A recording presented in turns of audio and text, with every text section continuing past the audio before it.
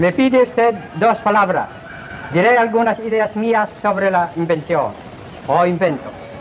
El aparato que usted manipula es maravilloso porque reproduce la figura movible al mismo tiempo que emite el sonido de la voz. Cuando con el tiempo se perfeccione este invento, el mundo quedará sorprendido ante los cuadros vivientes y parlantes que ello exhibirá sobre el tiempo. La ciencia ha acrecentado el paso acelerado de los adelantos modernos. Por medio de la ciencia, conservamos la salud e inclusive devolvemos la juventud a los que le han perdido. To come to the United States, I had to make a trip on the sea, under the water, and in the air. And I started that long,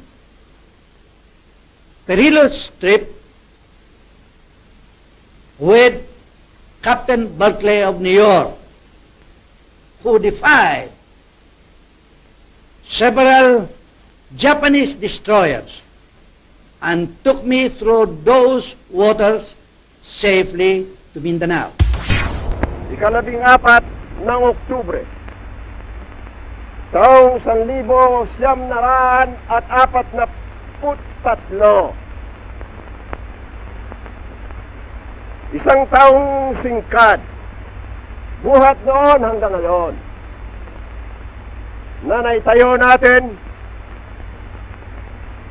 ang bagong Republika ng Pilipinas sa hirap na ito na dinadanas ng ating bayan. Nahanda ako na magpatuloy.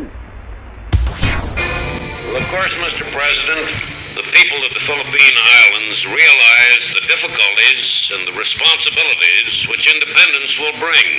We're not afraid of them, Mr. Commissioner, but we do need some help in getting back on our feet. We need immediate relief and financial assistance to tide us over. Most of all, we need a close trade relationship with United States. The Filipinos are grateful and have a deep affection for America. Although the color of our skin is brown, the temper of our minds and our beliefs is almost identical with yours. The Philippines, in government system and tradition, is a replica in miniature of the United States. There has been transplanted to a land 10,000 miles across the seas, the seed of American democracy. If a prosperous and free democracy can be built in the Philippines upon the ruins of war, the prestige of America and the American way of life will be raised to towering heights, and the millions of people of the Far East will look to us and to you as their models.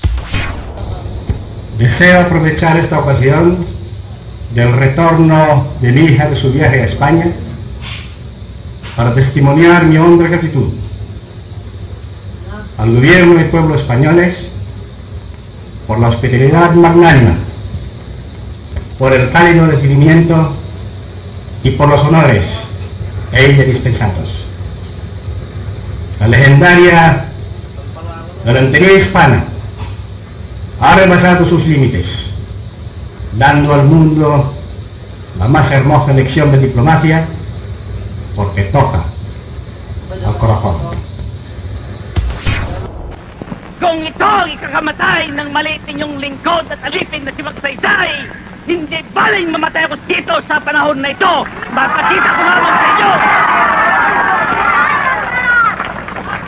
Maipakita ko lamang sa inyo na kayo'y mahal sa amin sapagkat kaming lahat ay inyo. Kami ay nagsusweldo dito dahil sa kami ay alipin ninyo, hindi upang magpasarap at magpayaman sa gobyernong ito. Ang paglilingkod sa gobyerno ay hindi binibilang kung ilang taon.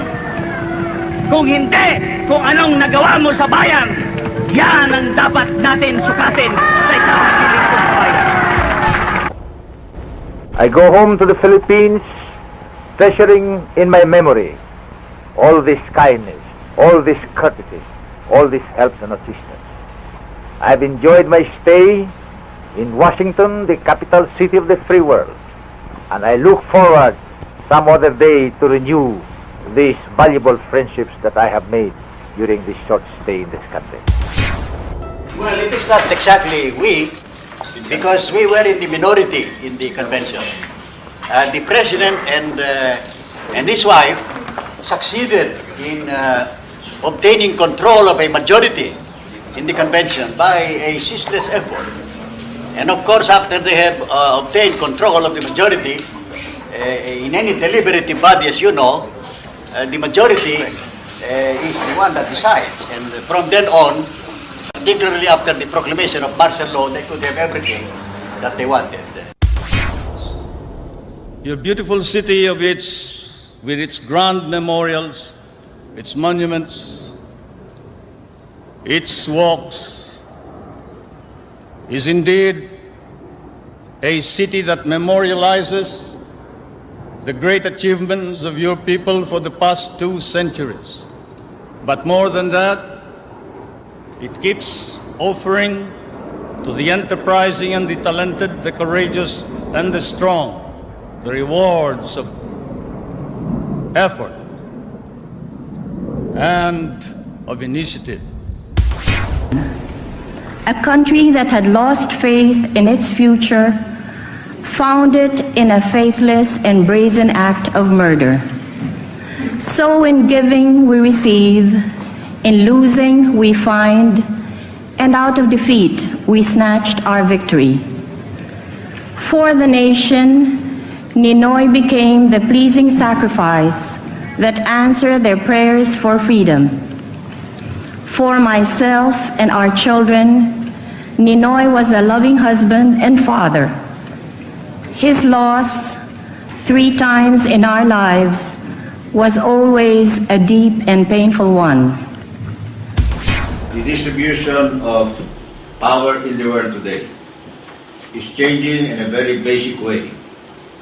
The center of global gravity is moving away from this side, from the Atlantic side of the US, and away from Europe, towards the Pacific. And the truth is that China is not just reshaping the global economy. Globalization is also reshaping China. And China today is tightly connected to the global economy. I had a vision for the Filipino people, real progress that would trickle down to the massa. To achieve that vision, I put together a team of learned and competent economists. Our economic development plan was to be achieved by 2 major means. First, by restoring peace and order in the nation. Secondly, by achieving an effective agricultural program that would ensure the food security of our country. It emphasizes that everyone has the right to freedom of expression. It also affirms that the exercise of this right carries with it duties and responsibilities necessary for respect of the rights or reputation of others, protection of national security or of public order or of public health or morals. The resolution also requests for the proclamation of a UN decade for interreligious and intercultural dialogue, understanding, and cooperation for peace. Kami ay narito para magsilbi at hindi para maghari. Walang lamangan, walang padrino at walang pagnanakaw.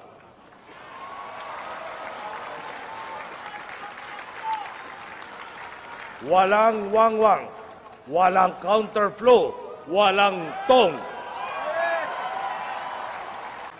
Kayo ang boss ko. Kaya't hindi maaaring hindi ako makinig sa mga utos ninyo. We will design and implement an interaction and feedback mechanism.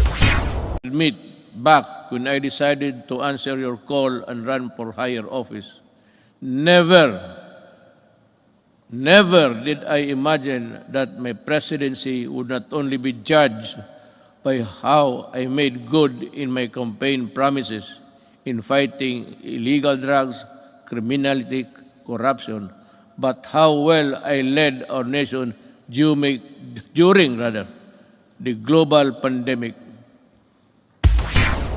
Para sa pangmatagalang solusyon, itataas natin ang produksyon ng mga kalakal at produktong pang-agrikultura. At para magawa ito, pagtitibayin natin ang tinatawag na value chain na nagsisimula sa mga magsasaka hanggang sa mga namimili. May mga bahagi ng value chain na sa ngayon ay kanya-kanya ang operasyon. Pagtibayin natin ang koordinasyon ng iba't ibang bahagi nito. Ang pagsasaliksik para sa mga makabagong paraan at ng pagtatanim at pag-aalaga ng hayop ay masusing gagabayan ng Department of Agriculture.